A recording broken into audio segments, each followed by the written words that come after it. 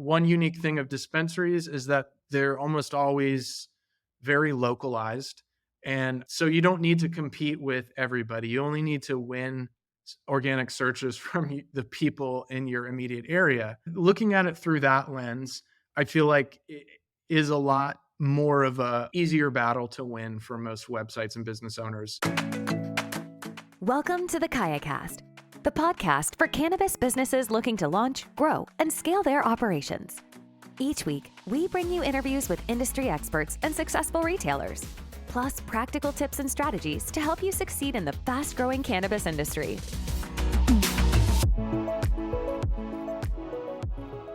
Do you remember the early days of cannabis culture?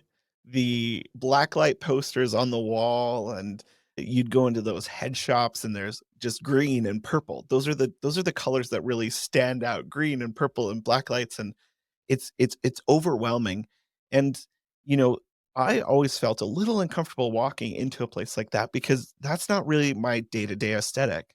And if you are someone who wants to celebrate cannabis culture and really learn more about cannabis, it was so hard to find something that felt unique, but also something that fit kind of your design style. Well, today I am talking with Charlie McElroy, who's the founder of Goldleaf. Goldleaf is a company that is combining art, design, and science and education all together into one package. They create educational resources, including posters that have infographics of different information about the cannabis plants, and they create these journals that you can go through and document your journey of trying different strains and different types of cannabis. They also create these informational cards that blend this ability to really dive into the science behind the plant while being aesthetically pleasing. And so today I'm talking to Charlie, and we dive into everything from SEO to design to music to spaghetti chili, which is unique to Cincinnati.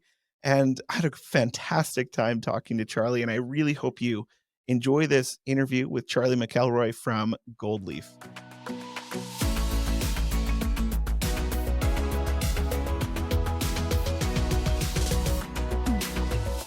Charles McElroy is the founder of Goldleaf, an educational printing company focusing on botanical science. They create functional and unique printed items for the cannabis and coffee communities. Goldleaf's mission is to make the science behind the plant more approachable and beautifully accessible through design. A former volunteer with the Marijuana Policy Project, a history of supporting veterans' education and access to medical marijuana, and several years studying permaculture and organic farming in Ohio and Colorado, McElroy created Goldleaf to benefit the evolving recreational and medical cannabis communities. Goldleaf's products are available worldwide, and the company also provides custom design services, now adorning select dispensaries and white label products across the US and Canada. Charles, welcome to the podcast. Welcome to the show. Yeah, my pleasure, Tom. Thanks for having me on. So tell me a bit about your background, Charlie, and how did you end up in the cannabis industry? I don't know if I thought that I would be landing in the cannabis industry, but I kind of cut my teeth when I got to college at Ohio University, and it was more from a social justice angle. I kind of learned about it from that side. I came about it from kind of studying different ways that people have been oppressed in our country and through history, and it always kind of, I mean, this is no surprise to anybody, but the way that the cannabis plant has been painted through our, America's checkered past is pretty unique and crazy. I mean, you're getting into big business interests, racism, all kinds of stuff.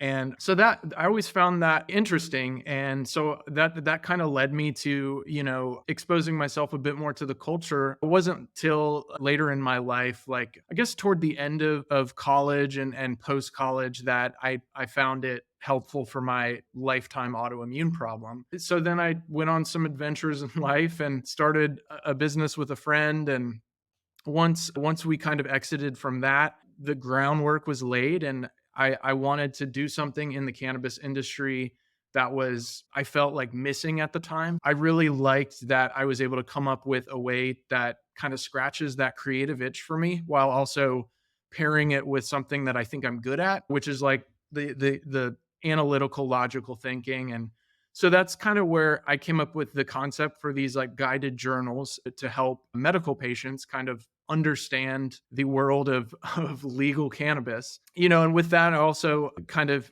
did a little bit of that design with like home grow ops. And I was definitely inspired by aviation, the pilot logbooks, or if you're doing studio recording, you'll have like the track list. And it's basically like these really intuitive guided entry pages for whatever you're doing. And I wanted to do something like that for cannabis. So, we kind of came out with the first concepts for Goldleaf around that time. And yeah, that kind of led me to it. At the time, nobody was helping patients very well, and showing cannabis in a kind of mature and accessible way, not stoner culture aesthetics, something that's a little more discreet and buttoned up.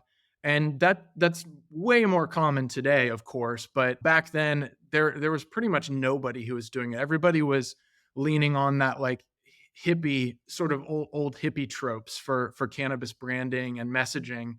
And enter Goldleaf, and we took this like painstakingly like minimalist approach to it all. And I think that was one of the big differentiators early on. One, it looks nice, and two, it was kind of more approachable to people because they weren't turned off by that very polarizing topic of cannabis. Love it or hate it. So now you kind of pair design and science together. And how do you do that? Like you've got the journals, and I've got these amazing, beautifully designed cards that you sent me with, the cannabinoids and different, like, I was sitting here reading all this stuff. I was like, oh, we even got like a journey here that you can go on. So how do you do this? Like, I mean, there's so much science behind the plant. It can be so polarizing, but it can be so beneficial to people with autoimmune disorders and so many different things. So where do you get your science and your design and mix them all together? I'm very versed in cannabis science, but I am not an expert. I'm not a PhD. One thing I've learned in the many pursuits is that you have to find the expert and team up with them. So that's my approach with Goldleaf. I can get the concepts together, the layout, the design, the UX and everything.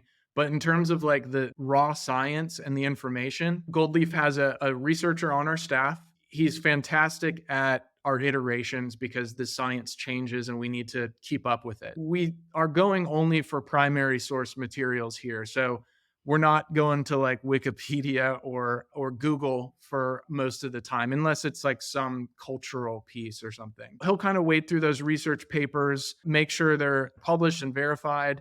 And that's kind of our source of truth for stuff. And now, obviously, there is a lot of gaps in cannabis research. So in those situations, we'll find out whoever the expert is and we'll talk to them. This seems like the perfect resource for budtender education. Do you guys have dispensaries partnering with you to use your products, or how would a budtender get your products? These journals or these cards or the posters? We do a lot of like business to business work at this point. And like I mentioned, I really like that because Goldleaf needs a little bit of like a background. You're not going to see it and know what it is because our journals are so discreet.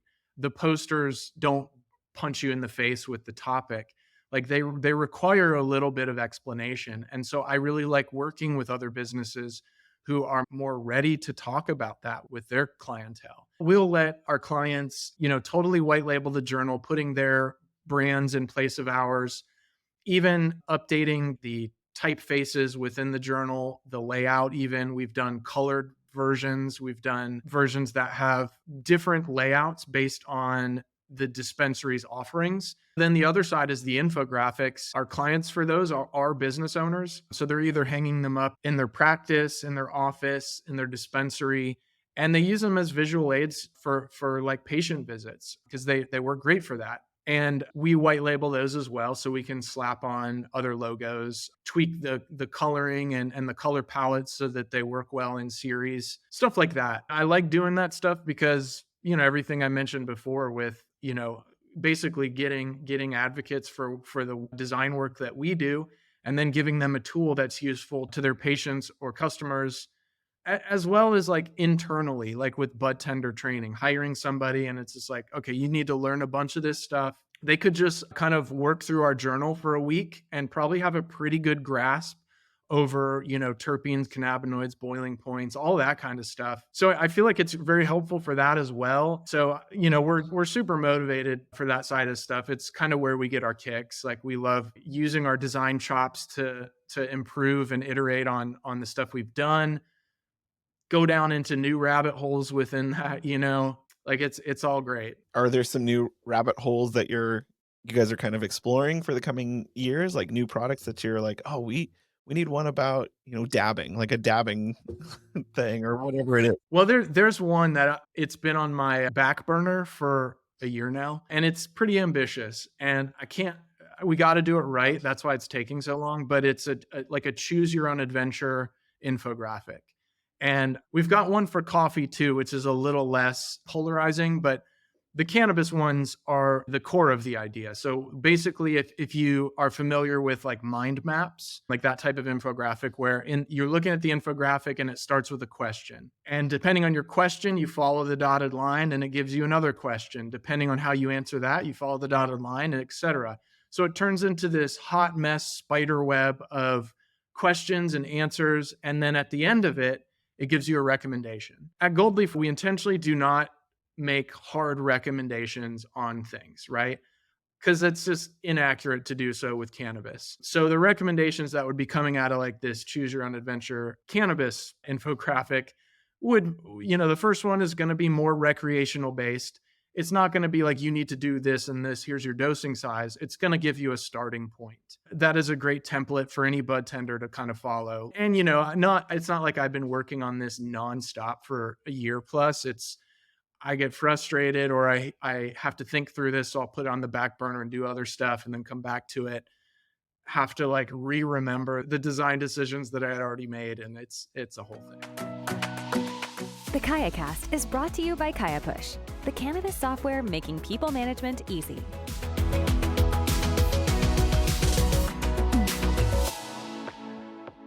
Now you have a lot of experience in marketing and SEO, and SEO is a huge issue for cannabis retailers, whether if they're plant touching, they're not plant touching, all of us, the moment you put cannabis into it, your ads get taken down, you're getting shadow banned, whatever it is. So for SEO specifically, what are some tips that you would have for cannabis retailers taking that SEO knowledge and using it to grow their business? This has been like one of the elements of Goldleaf's success is that we invested in SEO early on and really gained ground quickly.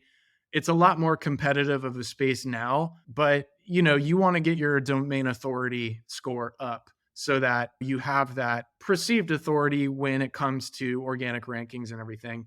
Google's really changed their algorithm since COVID. They're incentivizing a few things that are totally low-hanging fruit that has nothing to do with cannabis that everybody could knock out and then just be primed for success. And those are making sure that your website is super fast. That's going to be more important on mobile. You should be designing your mobile pages first and then desktop as an afterthought, because that's just how the internet is now. If you feel like desktop is still like what your users prefer, great. But just know that Google and Bing are looking at your mobile first. So make sure it's snappy. You want to make sure that it's ADA compliant as much as you can. There's some free tools to test, but this is one of the things that was bundled in the recent rollout is a focus on that accessibility. And there's a big overlap with SEO, but the difference here is that if you have these red flags of like non-contrasting colors and typography that's too small, non-responsive images and whatnot, then you're just going to fail with your SEO because you're going to be dinged on things and you're never going to even have a chance to focus on keywords or stuff like that.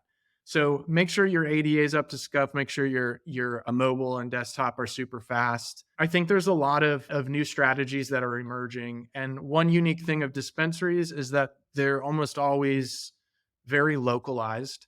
And so you don't need to compete with everybody. You only need to win organic searches from the people in your immediate area. Looking at it through that lens, I feel like it is a lot more of a easier battle to win for most websites and business owners. I wouldn't whitewash your site. I wouldn't pull out all of those keywords because that's going to have the opposite effect. While You may be able to get some more ads working. Those people, at least some of them, are going to be surprised when they actually discover what you're doing.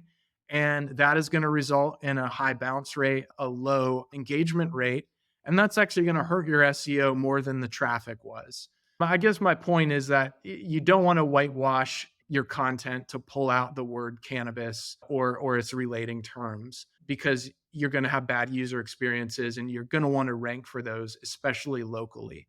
So you want people coming to your site and you want them doing things on your site, like clicking.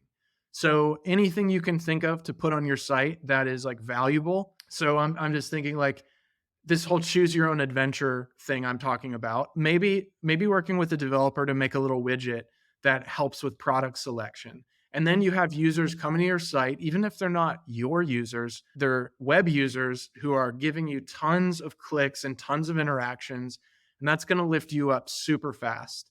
The other secret sauce is straight up backlinks. They're still kind of like the currency of off-page SEO. So even if it is not one that's going to give you a lot of traffic, if it's from like an authoritative domain, that's going to be worth its weight in gold, kind of, because it's going to help you win those organic auctions down the road. So somebody types in cannabis dispensary near me, maybe 4 come up, and yours is going to be at the top if your DA score is the highest. And you get that to be the highest by all the things I mentioned. I think everything you were just sharing there is so important, because as more and more of these giant Amazon style marketplaces come online and start pulling in business for local dispensaries, medical operations, like, to stand out, they have to build that organic reach, because advertising, you can't do advertising. You can't be like, hey, Cincinnati, come on out to our medical dispensary. Like, it'll get taken down in a second. So yeah, I think that's super valuable.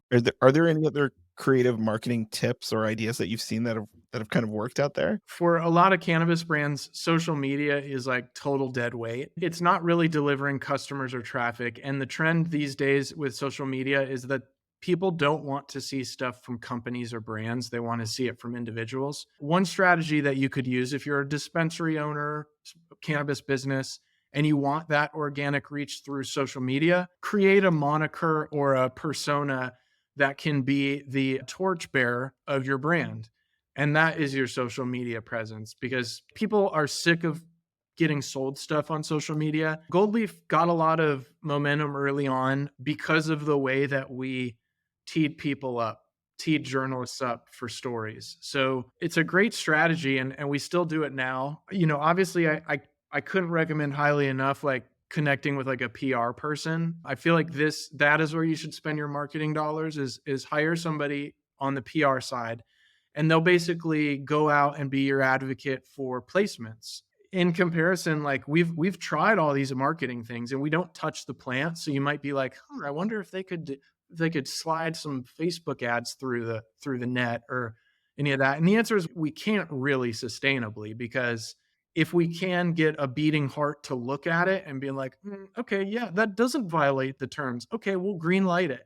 And they do, then the algorithm's just going to shut it down 2 days later. So we can't win. And anyway, even when we did like sneak some of those ads through, they don't do well because the targeting for cannabis doesn't exist with Meta or Google. Yeah, you can't target at dispensary owners or budtenders. Like, you can't dial it in that same way. Last I spoke with Google about doing some roundabout ads, they won't let you target certain keywords in the cannabis space. So it's like they have the data, but they're sort of blacklisted. And I know that they were exploring undoing that in the Canada market because it's legal countrywide. I haven't heard an update there, but I mean, this stuff moves surprisingly slow for these like forward thinking tech companies who could totally do like geo-targeting stuff. Like, you live in California, you want to market to California, why can't you use these terms? Like, it makes no sense. Yeah. So anyway, I think PR is a great alternative, with the end result being publicity, the same publicity that you'd be trying to do yourself with paid ads that nobody pays attention to. You know what I mean? What do you see as kind of the future of cannabis culture and education? Like you said, you guys wanted to create something that was a little bit more upscale, aesthetically pleasing, bring design elements into it. We see like Seth Rogen with Houseplant and creating this amazing aesthetic that would fit well in Cincinnati as the Art Deco style. But what kind of do you see like a good future? More companies like that are wanting that kind of feel? I think that is kind of the baseline these days. Goldleaf seems to thrive in states that just passed their legalization and have this like renaissance of new businesses. I think that's very logical because they're doing Google searches and we're showing up for some odd terms and stuff. And we also provide them with services that are normally pretty expensive, like outfitting the inside of a dispensary or getting custom educational pieces about cannabis, that kind of thing. So pretty much everybody I've talked to in maybe like the last year has had pretty good branding out of the gates. Not necessarily like house plant level, but I would say like 100 times better than where it was in 2016, 2017, just out of the gates. And they're doing it right. Like education is like a big part of what we need to do. Everybody seems to know that now. So in terms of the future, I kind of anticipate a slow movement into this like homogenization of things. I know that there's a lot of big cannabis companies that are now getting more and more states under their belt. So it's no longer hyper state specific stuff. But I think just because of the local nature, the local requirement of cannabis, can't take it over state lines, all of that, it's still always going to sort of protect those local businesses that are not big mama jamas.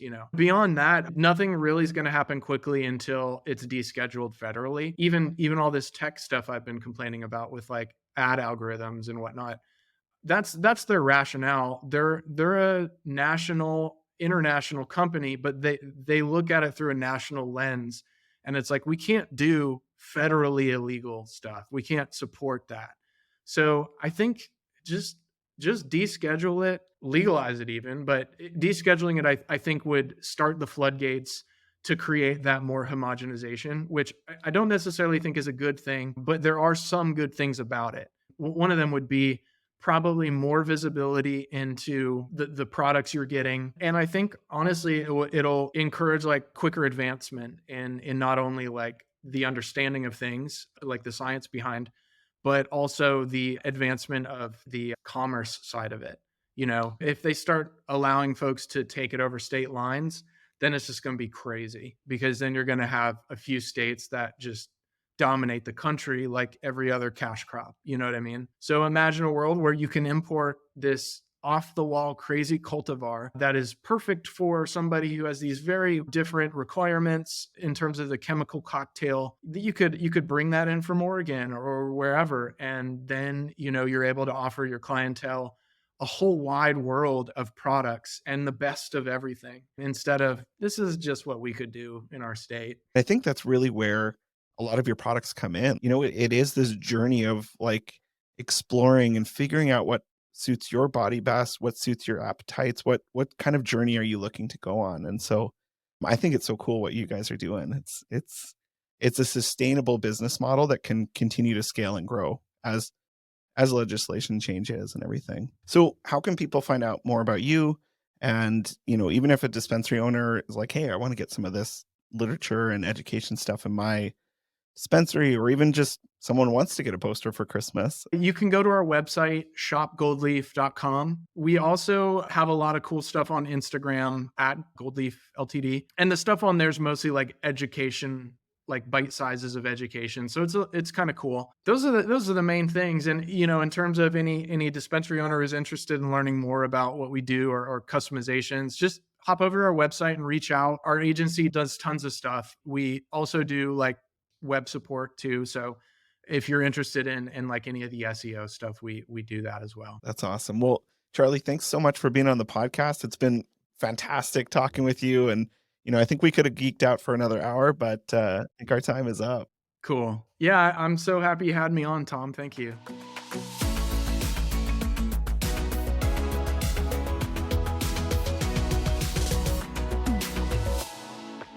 I love talking to people like Charlie who have such a wide breadth of knowledge, from SEO to design to music to audio engineering to business, building a business. And, you know, I think that one of the most valuable pieces was him talking about how your dispensary can really use SEO and design to stand out as a brand within the industry. Goldleaf is providing dispensaries the ability to kind of stand out in the industry by offering educational resources and these beautiful posters, and even that journey poster that Charlie was talking about, to really be a unique brand. And that's what's going to make you stand out, is if you have a strong web presence through organic search to your website, and if you have a brand that's unique, that people remember, and that when they walk in, they have this experience, this in-store experience that they won't forget.